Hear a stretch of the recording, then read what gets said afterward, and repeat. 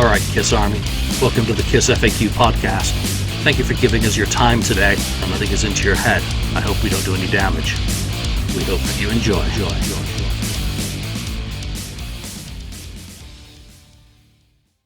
Welcome to episode 314 of the KissFAQ Podcast. I'm your host, Julian Gill. I am back and in command today.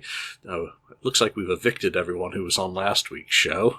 Or, no, Lonnie, were you? I'm here. I'm still there. I survived. You survived the death match. Well, welcome back. And also joining us on a rare appearance. He's made time in his schedule. Michael, anything interesting going on in your interview world? Hey, yeah. So I am. So I just interviewed Michael Debar, who had obviously he was a Silverhead. He played a Live Aid. He also sang, backup vocals for Mongoloid Man on Gene Simmons' Vault, and I think he was on Gene's solo record doing backing vocals, which he likes to refer to as screaming. And coming up, I'm going to be interviewing Tommy James in August because I heard Crimson and Clover in a movie, and I'm like, I should really just interview him because I had the opportunity before.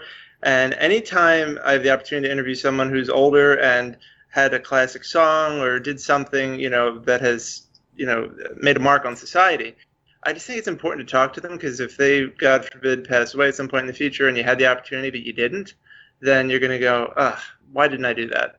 So I figure, what the heck, talk to as many people as possible. Yeah, Tommy James, of course, was with the Shondells, right? That's right.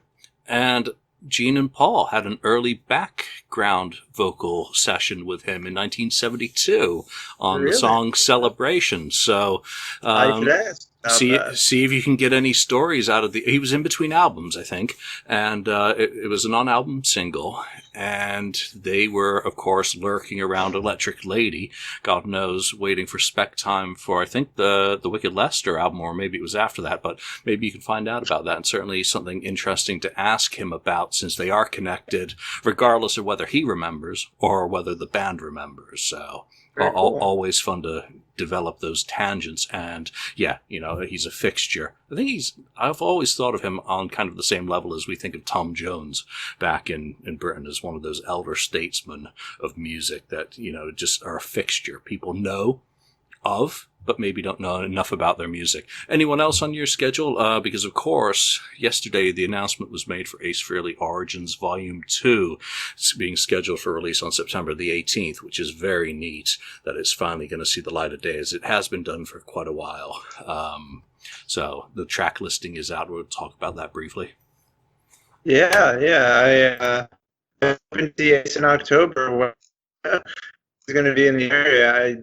That's not going to happen. They pushed it from the spring, which people thought, okay, but it's far enough away. Honestly, it's probably pushed next year, and front row ticket, but I got $30 for something crazy. So thank God that ticket is still valid, because I think concert tickets are going to go sky high once we're able to actually buy them again, because they're going to have fewer people, which means they need to make the same amount of money or more, and they're going to have to. Prices are just going to go up, which is so unfortunate. It's already an expensive hobby to begin with. Yep, that's true. So, Lonnie, have you made any of the purchases of the new vinyl? Because obviously Origins 2 came and went very rapidly. The gold LP limited edition has now been replaced with the gold and black translucent, grape and black for Europe. I think there's also a blue edition, and Unmasked on kind of splattered vinyl has also just gone on pre-sale. Yeah. I ordered the gold Origins Volume 2 and CD combo on, I guess that was Tuesday.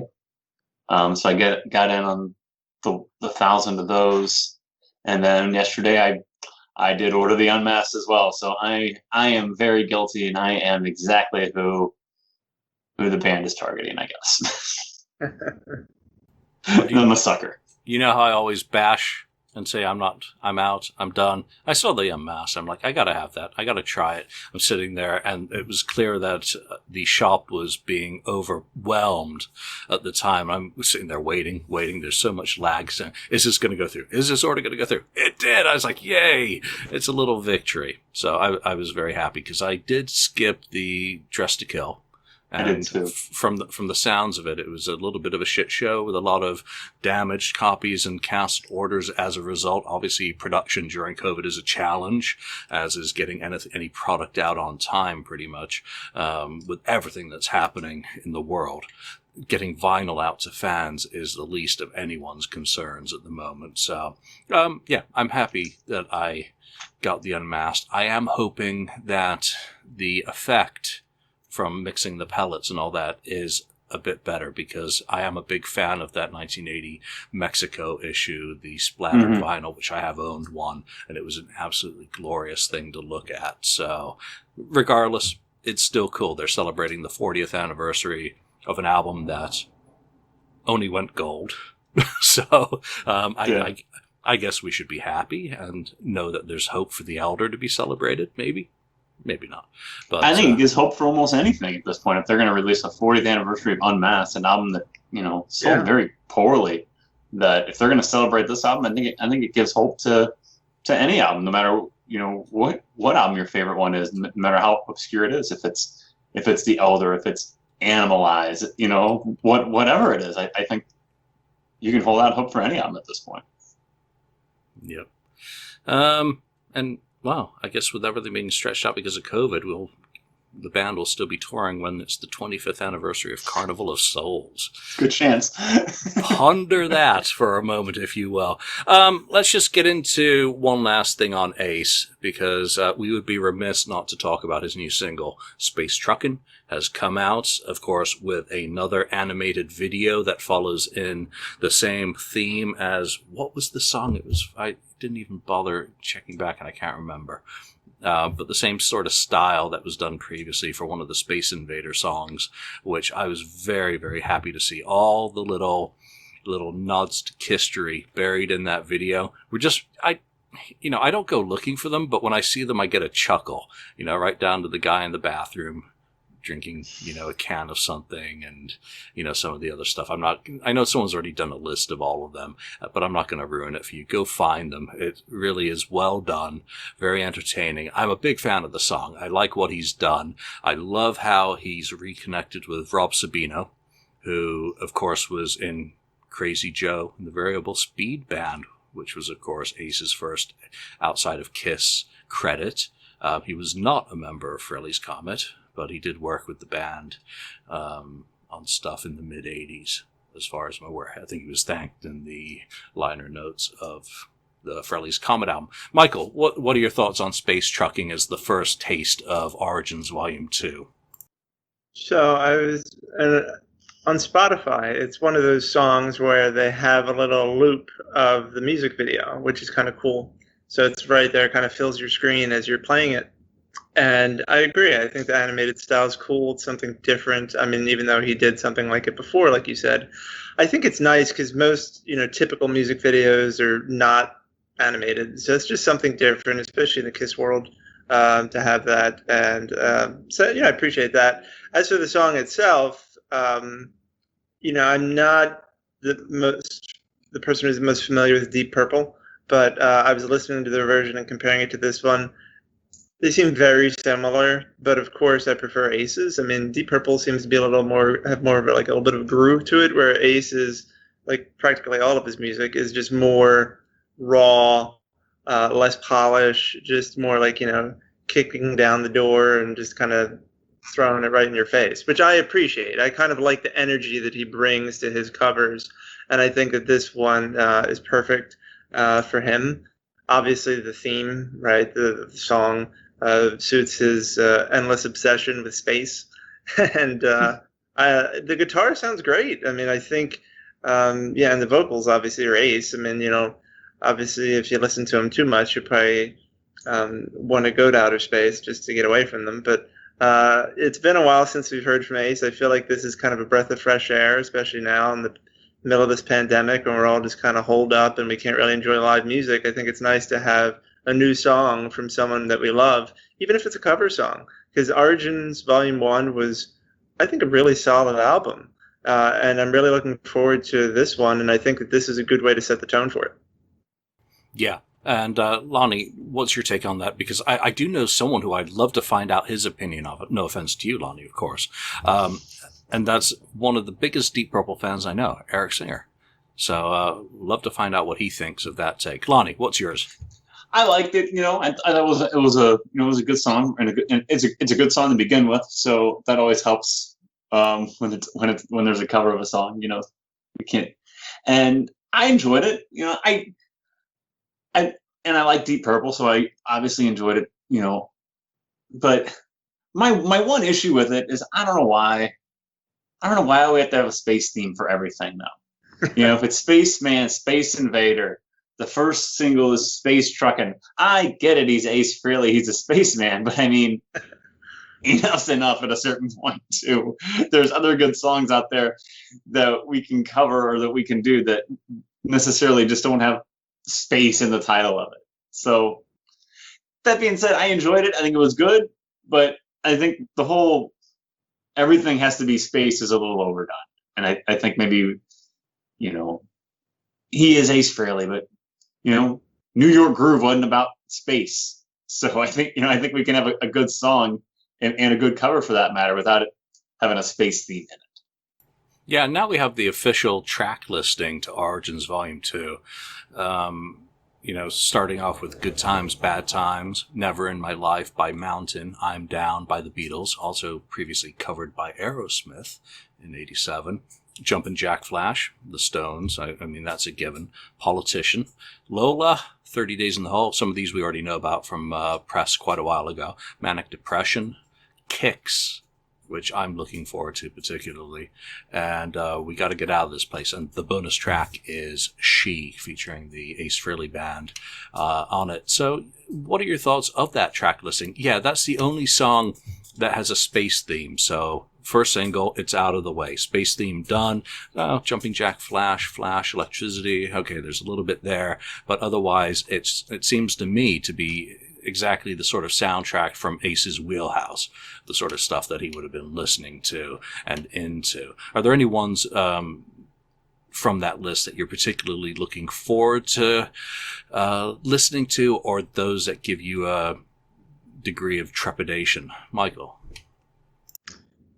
Not really. I think, and this may go with my the kind of music that I like is not really these bands for the most part, which is interesting. My wife will play the Beatles, and I'm like, the Beatles.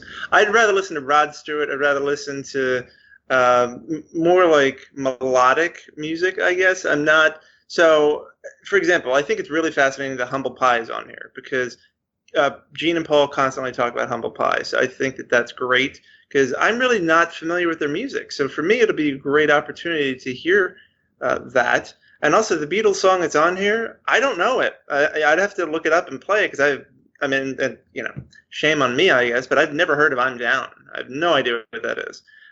So that should be really interesting. Mountain is another band that honestly, I'm aware of them, but I don't listen to them, because in my free time, I'm just listening to more melodic music, not necessarily this kind of stuff. So I think that for me, that's great, because I'd rather have an album of songs that I'm not, really familiar with, because it'll expose me to new stuff, instead of hearing songs that I know and love and hearing someone kind of bastardize them. So I think for me, this should be a great experience. And of course, I'm sure he's going to kill it on She, because why wouldn't he? So I'm really looking forward to it for that reason, because I'm coming into it as kind of a newbie to almost all of these songs, where maybe for you guys it's the complete opposite. Yeah, and that's a great perspective to have, that not everyone's going to be aware of every song. So by buying an album, regardless of it being by covers, for some of us, it may be songs that we've all heard the original versions of or listened to on the radio, or maybe been around when they were popular. And some of the Kiss Army is getting a bit long in the tooth. But for others, why shouldn't it serve as an introduction and maybe a reason for you to investigate the catalog of that band? That's always a bonus of it. Or maybe, the players on it, if there's a guest. It doesn't matter. There's no right or wrong when it comes to this sort of product, as far as I'm concerned. Lonnie, what's your take on the track listing?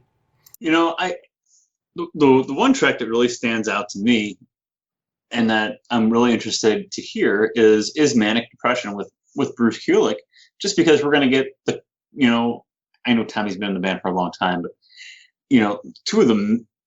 two great Kiss guitar players together on one track. I mean, I don't know, Julian probably knows better than I do, the last time Ace Frehley and Bruce Kulick played on a track together. Was it 1995 on MTV Unplugged? I don't know off the top of my head. So I think that's really interesting. That's going to be a fun collaboration to hear those two together. To hear different guitar player sounds from Kiss together on one song. So I'm really looking forward to that, as well as the John 5 songs too, because I think John 5 is a really an underrated player, and does, obviously he's with Rob Zombie, with Manson before that, but he's kind of in the, he's Rob Zombie's a guitar player, he's Marilyn Manson's guitar player. He's never really in the limelight, and he is a great player. So I'm really interested to hear his collaborations with Ace as well on those songs. Really surprised that one of the I'm not surprised that one of the songs John 5 is on is a Cream song, but I am kind of surprised that the other one is a Beatles song that I guess when I think about John 5, I think about something a little heavier, given John 5's history than the Beatles. So I think that'll be really interesting. So those three, the collaborations with the other guitar players, those three I'm really looking forward to. Yeah, I can't think off the top of my head with Bruce and Ace on the same track. I did just check the ESP credits, and Bruce did not play on Foxy Lady Crab. He didn't. So there is that. So, yeah, it's going to be fun. Speaking of the Beatles, my wife decided to text me because she heard me say that I prefer melodic music. And she's like, how are the Beatles not melodic? They are. I was wrong about that. It's just, I guess they're it's just not my kind of pop. If I'm listening to pop from that era, I'd rather listen to Dionne Warwick or Bacharach and David pop, so that's, but hey, to each his own. For me, I love to see how artists influence other artists, and I do think these collaborations are going to be pretty cool. Like Lonnie, you're saying John 5. I think it's going to be really neat to hear him on these tracks. Robin Zander's obviously amazing. I'm sure that'll be fascinating to hear that. And Bruce, I think the people that he chose to collaborate with were all good choices. Yeah. And, going back to the Beatles connection, really, I'm Down, what I think has been described as the best Little Richard song he didn't write, which obviously he passed away earlier this year. So yeah. I am somewhat surprised that they didn't rush it out as a single at that point, knowing that history. And it would have been a nice way to tide things over in a way, though. I didn't know that they had the Origins picture disc planned in between. So there's always weird stuff in music business. And as for the Beatles melodic, yeah, but the Beatles had a spectrum that was, bigger than my arms can span. So very diverse. There we go. All right. So today's main topic, and Andrew, you're very late. Is the 40th anniversary has just taken place of Eric Carr's live debut with the band. They had rehearsed at the Palladium in New York City, the former Academy of Music, and the date, God help me if I get it wrong, July 25th, 1980. Mm-hmm. They did a single show, the only show in the United States for the Unmasked tour. They debuted their new drummer. They debuted 3 songs from the new album. I think it was the only show he did with his original makeup design before it got slightly modified to become easier to apply and whatnot. So it was an important event in history because, of course, that was the first original member being replaced by a new guy who basically no one knew. So the homework that I gave everyone this week was to listen to a recording from the Palladium, and we're going to discuss that today. So, Michael, let's start with you and your impressions of the Unmasked era and Eric Carr coming into the band and kind of just your overview of listening to that tape. Yeah, sure.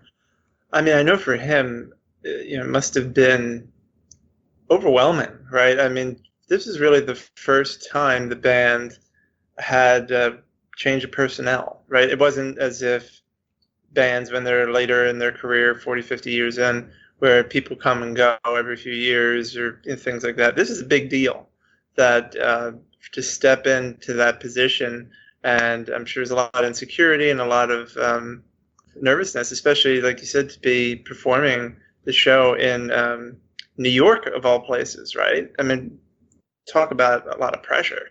And I thought that, looking at the set and listening to it, it's a good, solid representation of music. And because they obviously had to have their classics, but then they have some great tracks in here from the Unmasked, including one that I like that doesn't seem to get a whole lot of love, is You're All That I Want. I especially like the demo take of that. And so Hear It Live is great. Obviously, Talk to Me is awesome live. Is That You is another terrific track from the album. And I do think that Eric brought a certain energy to these songs because they'd been played live in a particular way for many years, obviously, with Peter. So I think what Eric brought to the table was just not only his playing, but even just his energy behind the kit, right? His mannerisms. And I think if you appreciate live music, you pay attention to just the little things that musicians do. Obviously, the way that Ace kind of leans back when he plays or puckers his lips, just like little things, mannerisms that you just pick up on. And I think that those moments are cool. And I think that Eric brought a whole different, style to not only the music, but also to the energy on the stage because of that. So I thought that was really apparent. And, and as with any drummer, I think probably in the beginning, he probably was a little nervous. And as he got more comfortable in this role years later, obviously you can see how his drumming evolves. Same thing with Eric Singer. He's kind of found his perfect style now within the band, where if you look at his playing early on, it's different. But I think that as a fan, it's really cool to see how things change over time and how the musicians adapt based on a variety of factors. So I guess that's kind of my initial take on it. Yeah, I think one of the things that just strikes me the most out of these anniversaries now is that I remember 1985 being a new fan and looking back in magazines and seeing photos from this, and I'm like, oh, that's just a couple of years ago, to 14 and 15-year-old me, and here we are 40 years down the road, and it just makes me feel old looking back at some of these things and, everything that seemed new, and I wasn't even there. I mean, 1980. I was listening to Queen and stuff. So, Lonnie, how do you kind of look back at this 40th anniversary of Eric's debut with the band? Because it really is, like Michael said, a momentous time for a band to have such a visual band as well that was built around that identity of four iconic members, even by 1980. And suddenly here's a new guy, a new character being introduced into the mix, and debuting material from an album he didn't play on as well. Yeah, it's really interesting, and it really is historic for them to bring in a new member and bring in the new character. I often wonder, how I would have felt had I been a fan in 1980 of Peter leaving and then not only bringing in a new member to replace him, but Kiss really changing their look from those four iconic characters, and now there's a new character. What I have felt at the time that Kiss they've totally jumped the shark at this point. With Kiss is about the four guys.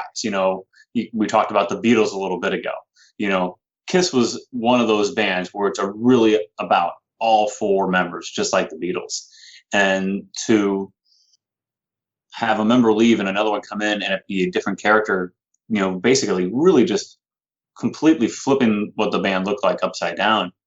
And having this guy who didn't, like you mentioned, didn't play on the album coming in, like, who is this guy? I've never heard of him type, and that's what Kiss was looking for, because they're, anonymity at that point, people not knowing who they were. But I often wonder how I would have felt about that, because we all saw how people reacted when they put Eric Singer in the cat makeup. So I often wonder how I would have felt in 1980 when Kiss really totally changed their image. They had just changed their image and gone Super Kiss the year before, and now we're Super Kiss with a different member. So I often feel like I would have, and a lot of people did. I often feel like maybe I would have jumped off board at that point. But that being said, you listen to the show and you listen to Eric's playing, and people often talk about how when Eric joined the band, he rejuvenated the band. The band felt new and fresh again. And even in his debut, you can hear that coming off. That Eric's playing was quite different from Peter's. But it's not really thunder. At least on the recording, it doesn't come off as thunderous as what everybody talks about with Eric Carr. It's different. And it did bring new energy, but it doesn't really sound like the thunder like on Creatures of the Night or something like that. I totally disagree with Michael about You're All That I Want. I think the song is trash and it should not have even been attempted to play. So, and I know Julian agrees with me because we've had this discussion in the past. But Talk to Me and Is That You? They're fun songs to hear live. Absolutely, they are. So it's a great recording, and it is so, I don't know, it's so, I think I would have probably jumped off board at that point because the album probably Unmasked probably isn't what I was looking for in 1980 out of Kiss, coming off of Dynasty, Super Kiss, new member. I think I might have jumped off. I often wonder what my reaction would have been. I want to jump in there because Sure. You raised a good point. When I got into Kiss, it's when Tommy Thayer came in. I got into them during the reunion. I saw them on TV and all that, but I never saw them live. So my experience with Kiss, with buying a new studio album, with buying, going to a concert, was Kiss Symphony. That was really the first time I was going to buy a new release and going to see the band live. So for me, having gotten into them during the reunion tour but not seeing them live, I was all ready to see that version of the band, and then all of a sudden, Ace is out, Tommy's in, and he's wearing the makeup. How do I process this, right? And for me, it was a little weird. It felt a little strange at first to have him in that role. So I can kind of relate to what you're saying, where, who's this guy? What's this makeup? I just Batman, And there is a little bit of those growing pains. Because now I think he's great, love him. I think that Kiss phenomenal way they are and do his thing. These entities can exist on their own, and they finally figured it out. And Tommy got comfortable with the band. It all worked. But everyone can do that. Some people, like you said, especially with the album at the time of Unmasked being so pop oriented, some people might just say, "Screw it! I'm not even going to take the time to try and adapt to the situation. I'm out because I'm looking for hard rock and that's not what you're giving me. And I want Peter. Where the heck is Peter?" So yeah, I could understand why that might turn off some people, but I just kind of wanted to share that because I was, thinking about the parallels between Tommy coming and Eric coming, and how the band kind of weathered that storm, because that was a big deal when Tommy came in and Ace was out. Same way with Peter originally leaving. A lot of people never got over that, and a whole lot of people did. Yeah, and I guess for the big difference is that in 2003, someone stepped into someone else's makeup. Well, obviously it was 2001, originally when Eric replaced Peter. So they didn't have to cross that bridge back in 1980. I mean, 1980, and again, I don't want to try and be revisionist, pardon me, and try and put myself in those feet. But I kind of see Lonnie more as being one of those 7-year-olds in the audience in 1980. Not one of those people who might have been a fan in 1975 and be getting to the point of stepping out away from the band. That's just me disrespecting you, by the way. It's okay. It wasn't you. But for myself, that does tie into a point that I get out of this recording. And it is probably just from the taper's location. The number of children, young children, in that audience just drives me nuts. I remember when I first heard this recording years ago, or a version of it, and it really struck me as that was what Kiss had become. It had become a carnival act for the children, whereas all the hardcore kind of older rock fans were listening to Judas Priest by that time. So that's why I won't try and put myself in those boots, bad pun, because it had become a carnival. And I'm sure there was a certain amount of freak show to it, that here was a new member of the band being debuted. So it's like, what's going to happen? But you go to this, and the screaming kids just put me off. It's like a dog barking during a meeting. Cats just walk on your keyboard. Dogs like to be heard. And just things that bother me. So I've never been a fan of this recording. I've never been a particular fan of this tour. It seems that all the recordings that have surfaced, and while I'm thankful that we have them, are tinny and shrill, just like the vocals. Because Paul was really starting to, he'd started his ascent into the stratosphere vocally. So singing stuff like Is That You was really not particularly pleasing. You're All That I Want wouldn't be pleasing sung high or low. It's just one of those songs I do not like, period. Talk to Me is just kind of blah. But, let's get into some specific questions to address about this album, or this show. Are there any songs that you find Eric particularly striking with his new style versus what Peter Criss had been doing? And not just to the latter part of his career of the band. He had a very particular style that was, there are nuances of no training buried in his drumming style that make him very unique as a drummer, so very identifiable, versus Anton and Eric, both of whom are very, I'd say more technical and maybe more measured in their drumming style. And that's the first thing that I do notice is the double bass. All of the songs have more kind of bombast behind them. So the performance has more bombast. The band has more bombast. Like for the first time in years, they have something to prove again to the fans that it's not just Eric undergoing a baptism of fire in New York City. It's the band undergoing it. Can we do this with another ingredient added into the mix? Does it change our dynamic as a live performance? And that permeates the whole show. But certainly there are lots of songs within there that we'll talk about specifically that I find Eric is more strikingly different than Peter. Lonnie? Well, I think right out of the gate with King of the Nighttime World, it's evident that, and you mentioned the double bass drum. It's really prevalent on King of the Nighttime World. That song's the drums at the beginning of that song are almost made for a double bass, really, because I love the way Eric plays on it, and I love the way Eric Singer plays on it too on the double bass. So I think just right out of the gate, that one just stands out to me immediately, because I was looking for, when listening to the show again for the first time in a while, I was really honed in and listening for, just really trying to listen to Eric more than anything else. And with that in mind, right off the gate, I'm like, wow, it's strikingly different if you go back and listen to some recordings on the Destroyer tour of King of the Nighttime World. It's very strikingly unique compared to that.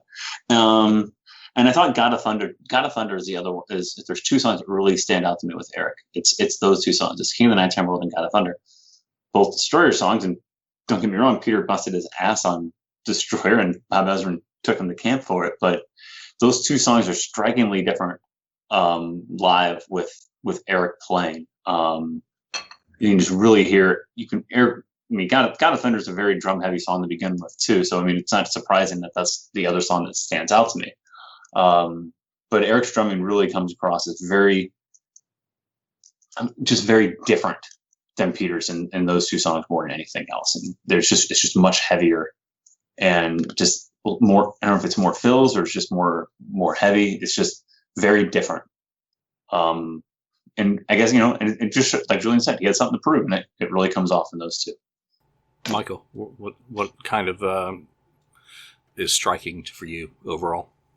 Well, I agree with Lonnie, but something also to point out is the drum solo, right? You could tell that, which obviously comes out of God of Thunder, that is very different, and that's where I think a lot of times you'll see, whether it's Eric Singer or Eric Carr, you can kind of see their style come shine through because they have that time to play, and also obviously Eric Carr, his drum set is different too, right? I mean, that was kind of I guess his drum set is much larger than what Kiss is used to, and so it almost became its own thing on the stage, where you'd be like, "Holy hell!" You could barely see his head behind the drums. So where is he back there? So I think that was kind of cool because it brought this, especially later on when the band dropped the makeup. It was still something. It added a visual element to a band. It took away some of the visuals. So I think later on that became a really cool part of the Unmasked tours. No pun intended.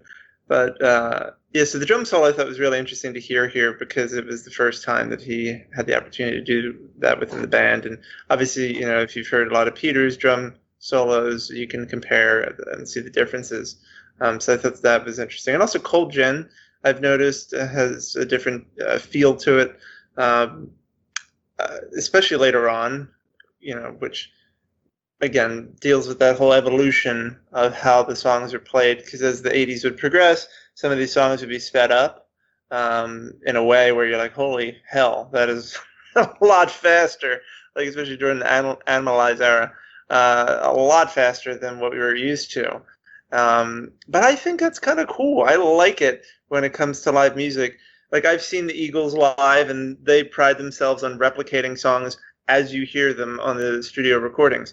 I actually prefer bands not to do that. I think that, like, when you see Kiss and you see them do Lick It Up and they have the little breakdown in the middle, like, things just to make it a little bit different or significantly different than what I listen to at home, because, like, I'm paying for more than that, right? If I just want to hear a replication of the album, I'll just stay home.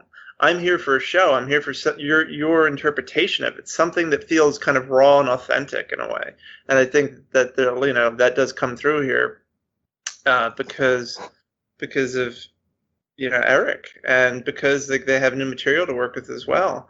So I know that was kind of a long-winded response, but I just had some thoughts. I was thinking about it, and I guess the last track that I'll mention is "I Was Made for Loving You," because the interesting thing about that, obviously, is that it's not really Peter on the album anyway. And then he was playing it live on the Dynasty tour, and here you have Eric playing it, and that's a song that really has the drumming has played a dramatic role in that song live, and them just trying to make it heavier live. And I think we kind of get that experience here, or a little bit of it here, where later on it would probably even become heavier. But it's interesting because this is a really strange time in the band's history. So to hear this, knowing where they would eventually go and what would follow all of this, it's kind of like the midway point, right? You have like original Kiss, you have this, and then you have everything else. And this is just kind of that one moment in time in between those eras. And it's really fascinating for that reason. Yeah, very great thoughts there. I think one of the things that bothers me in a revisionist sense is that obviously they'd done the live concert for HBO by editing up the Japan 77 video, the NHK stuff. I think this would have been a perfect opportunity. And listening to this tinny, shrill, audience recording just makes me very sad that there's not a full pro shot of Eric Carr's debut with soundboard audio that they could have put out on HBO, which we could then enjoy as a bootleg to this day. All right, let's get into some of the more specifics of this show. What are some of the songs that you think Eric particularly shines on? I'll go first with 3 picks that really stood out when listening to the recording. Detroit Rock City. I think Lonnie mentioned this. There's just a rolling thunder underneath. You don't really hear, because of the quality of the recording, all the nuances and all the elements, but you do have that undercurrent of power that all of a sudden the band didn't have that necessarily before. And that's not in any way denigrating Peter. It's just that the completely different style, the double bass work, being brought to these original songs just gives them a kick of vitamin B and caffeine all in one shot. So that's something that I find very noticeable. And also the nerves. I believe that's the first song of the night. And, what nerves Eric Carr must have been feeling going out onto that stage for his first show in, a massive band. I mean, this is super Kiss. Even, Dynasty was big in the United States, even though the fan side was dropping off a bit because of the economic and other things that were going on in the country at the time, not least the changing musical landscape. But I thought they nailed it. I think they completely set the tone right there with a successful first song. Another one, Shout It Out Loud. And, you mentioned it, Lonnie, that, you were talking about 2 songs from Destroyer. Mm-hmm. Well, these are 2 songs from Destroyer for me that Eric Carr makes a completely, style change of what Peter Criss went through boot camp to accomplish with a limited drum kit and a single bass drum, that Eric Carr was bringing a more maybe modern and schooled technical approach to, really changed the dynamics of the song. And I'm not a fan of Shout It Out Loud, but, at this performance with it being played more true to the 1970s style, I really enjoyed the heck out of it. And the third one that I thought he really shone on was New York Groove. Probably for similar reasons to those mentioned with I Was Made for Loving You on Dynasty, because obviously Peter had not drummed on that. And I just thought it gave it a real, kick where, Ace was also fantastic at this show, I thought. So, Michael, what were some of the songs that you thought he particularly shone on? So you mentioned 2 of my choices, so Detroit Rock City and Shout It Out Loud.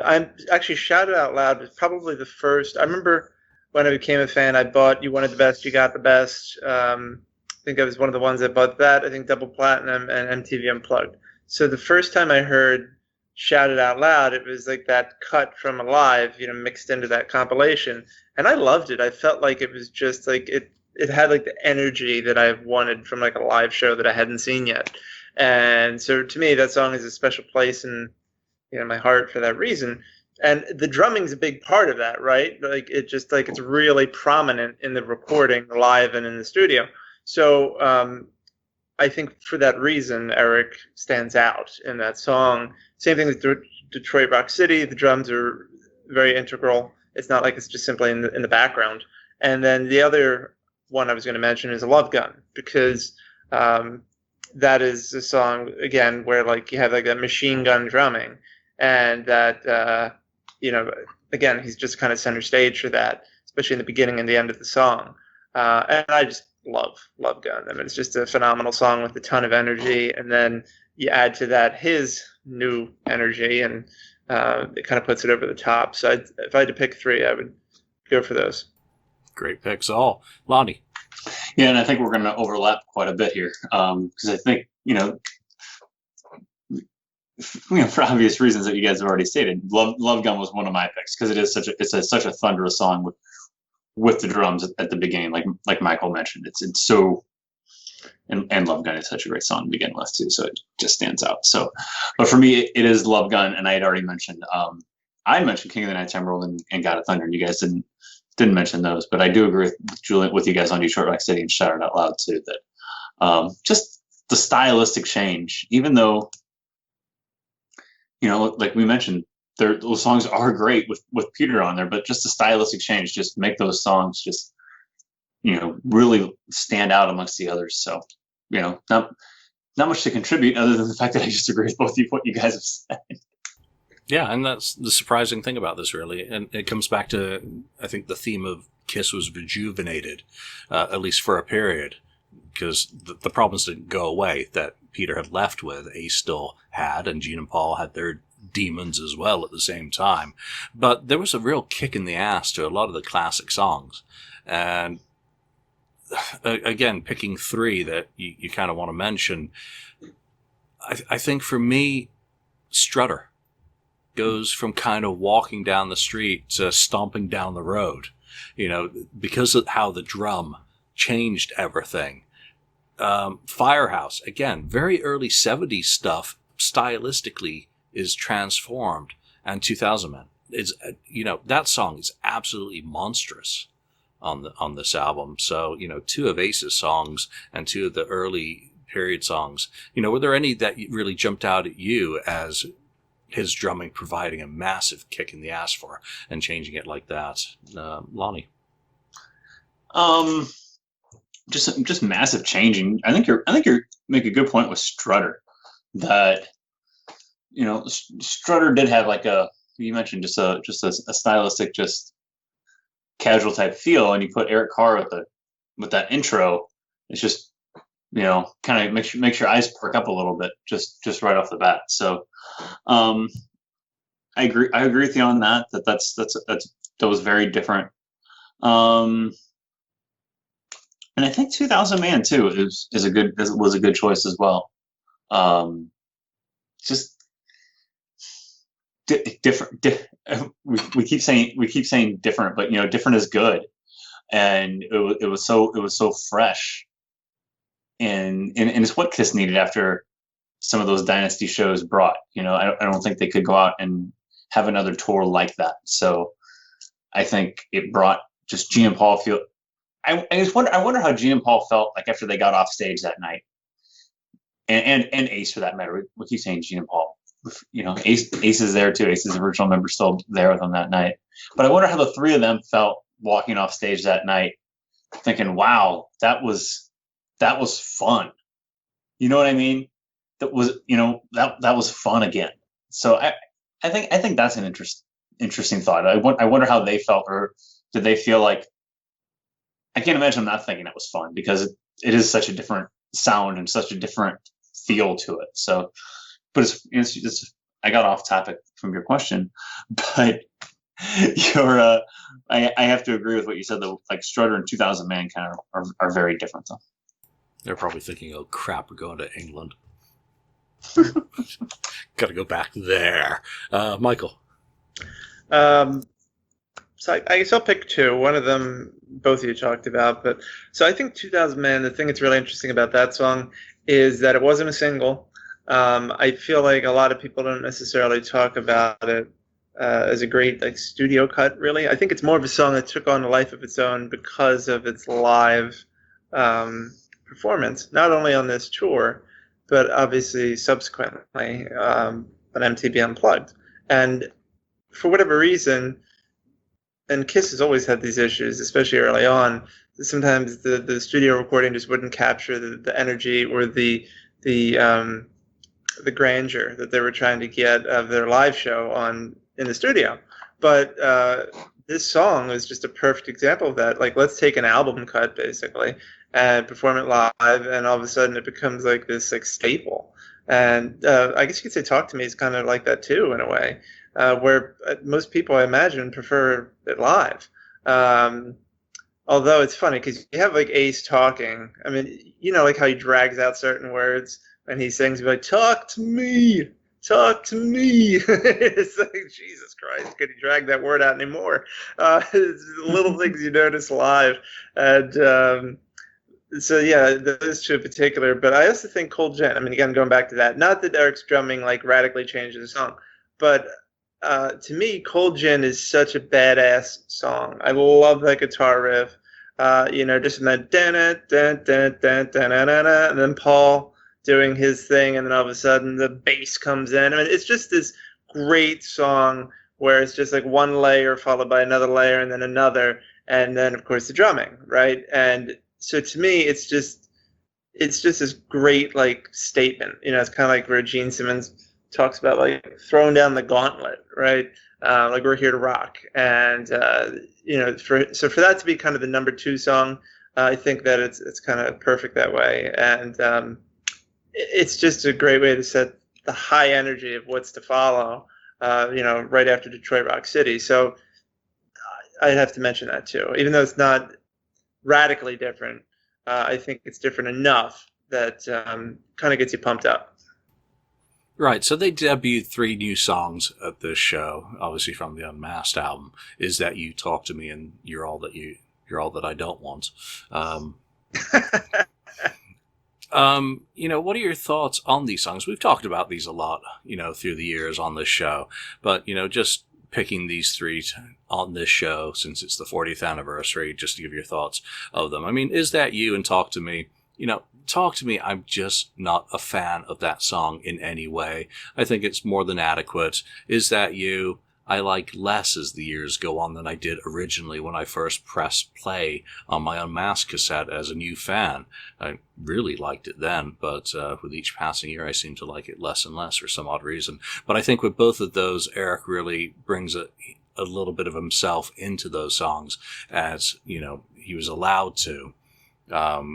Straying a little bit from the album, but not too much, staying within very much closer to the spirit of that album than he did with some of the traditional stuff. This might come as a shocker for everything that I've said about You're All That I Want, is that I really enjoy it on this recording. This version, when it's played closer to the album in tempo and everything, I find it better than that album version. And I think the guitar solo from Ace is absolutely fantastic. So if I'm going to pick a favorite on this show, on this listen, it's actually going to be the song I like least of those 3, which is very strange. Michael, what's your take on those 3 new songs being performed that night? I think it's important that artists perform new music from an album. And I feel like a lot of people don't appreciate that as much as they should. Like when I saw Neil Diamond live, I was thrilled that he performed music from his new album, even though people were going to the bathroom when he did it. I'm like, what the hell are you doing? He's doing these new songs. I'm all about that. So same thing applies to Kiss. I think it's great that they did this because also now that we're looking back as these fans who kind of like to archive this stuff and appreciate it. It's nice to look at all the tours and see okay, because these songs may never be performed again, right? When they perform new tracks, this may be it. So it's good for them to happen at least once. And Is That You? It's just not that good of a song. I mean, Paul had stronger songs on that album. Tomorrow is just fantastic, and other songs too. So I don't know why the heck they picked this one. Talk to Me. It's okay. I mean, as I said a minute ago, if you listen to Ace, kind of whine, talk to me enough times during the track, you go, oh my God, just shut up. It's like, I'll talk to you if you don't talk to me. So yeah, that song is a little grating. It feels to me like Talk to Me is kind of like a poor man's 2000 Man. Like 2000 Man is, a good song. Talk to Me is just kind of like a knockoff. I don't know why, but those songs feel like brother and sister. It's like we don't really need both, just pick one. So instead of that, I would have done just a different track. And what the heck, we all love Naked City. Just give her to Talk to Me, throw in Naked City. That would have been a hell of a lot better.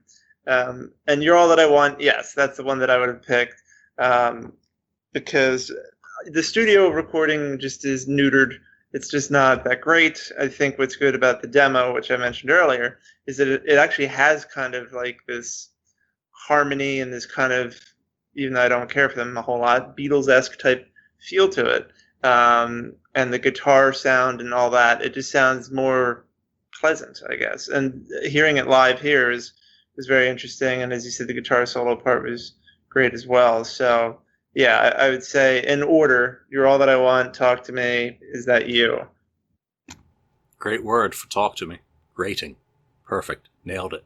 That's my descriptor for it from now on. Lonnie.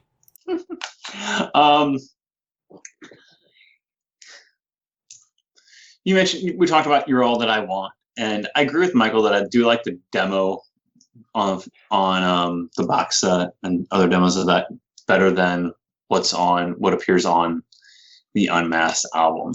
The Unmasked album version of the song it's almost, to me, that version is almost unlistenable. If I want to listen to that song, I always go to the demo version of it. I never go to the Unmasked version of it. It's really watered down. It's really, really bad.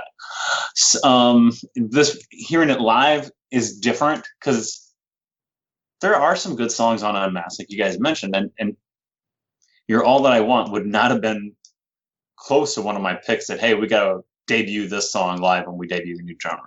It just wouldn't have been in the mix whatsoever.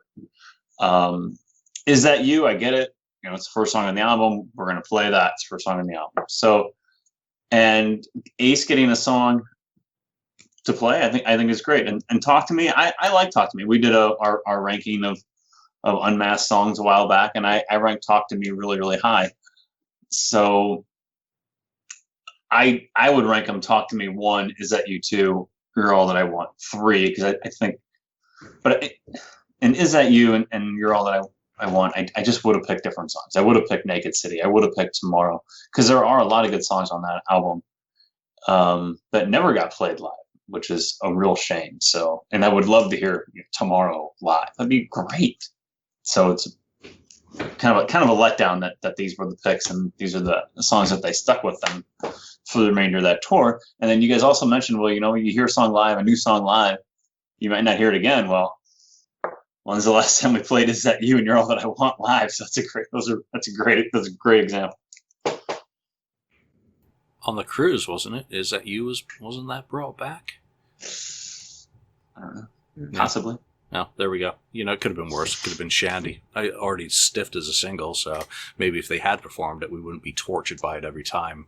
They go to Australia. They feel the need to dig that one out of the ground. All right, so before we wrap up, let's get some of your top picks of Eric Carr's Kisstory. Your top 10, or some of your top Eric Carr kisses. Moment in Kisstory involving Eric Carr that stand out in your mind, your picks. It could be anything you wish, as long as it's related to Eric. So, Lonnie, let's go back to you to start that with some of yours.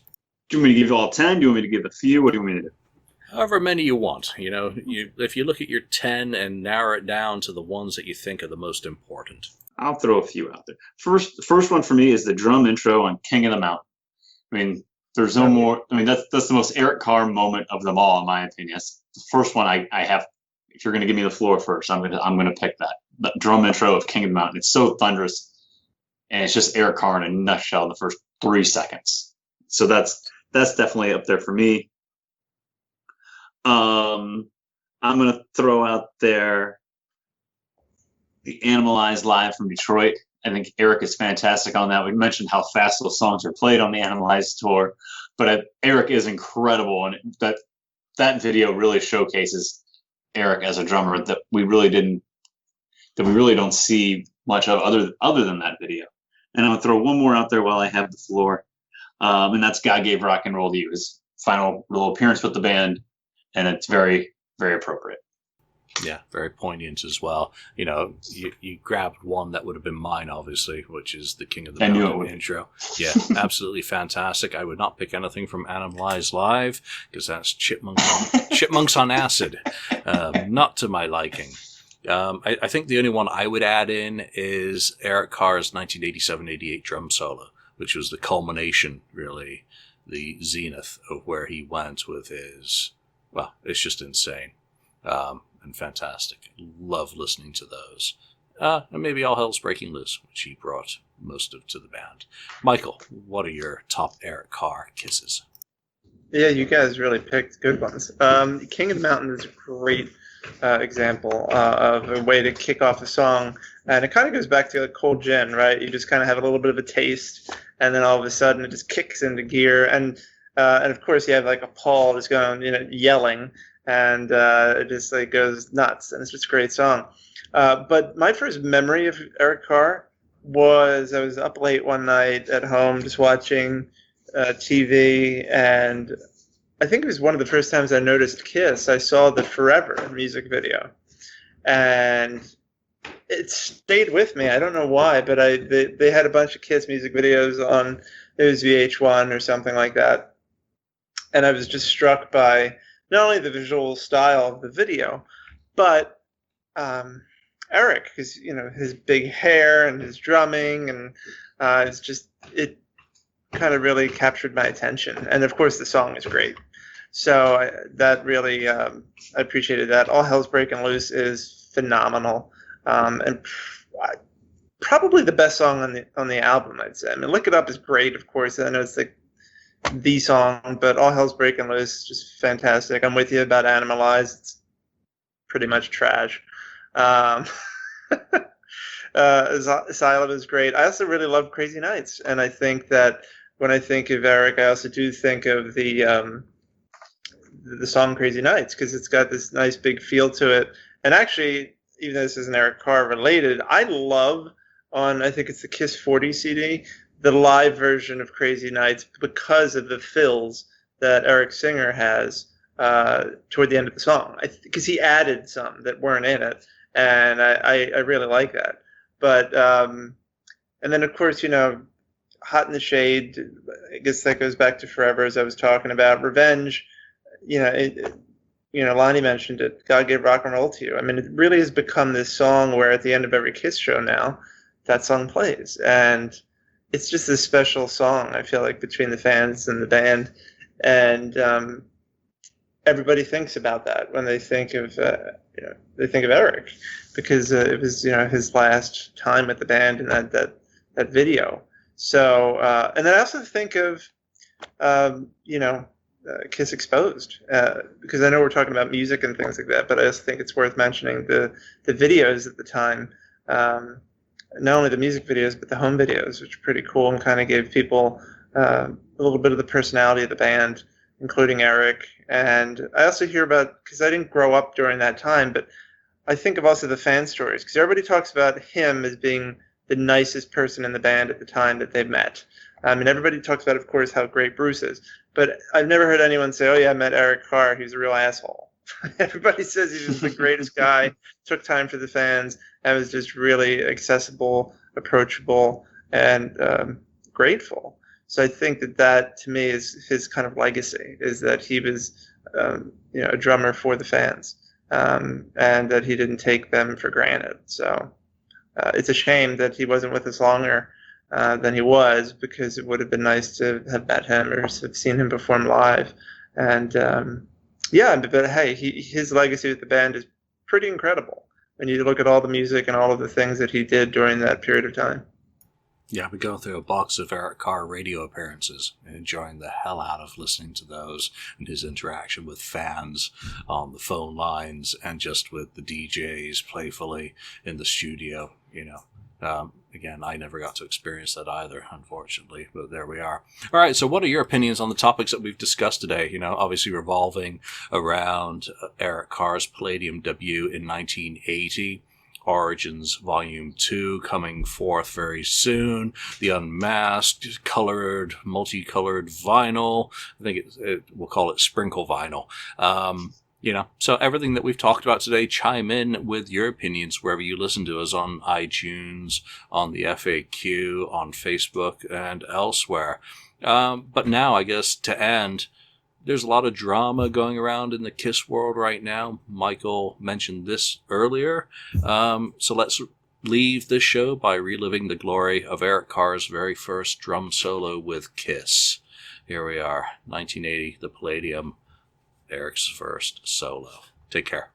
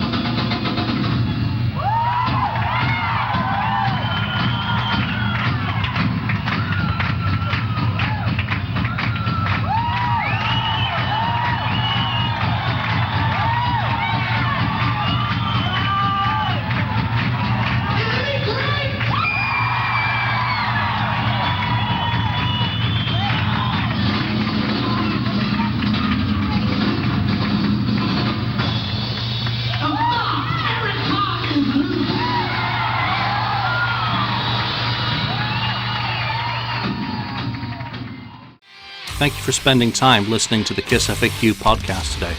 All sales are final, there are no refunds. If you'd like, look us up on Facebook or come over to the KissFAQ message board and discuss the topic we've broadcast today. Don't forget to rate us on iTunes, Spreaker, or wherever you've listened to the show. We hope you'll join us again.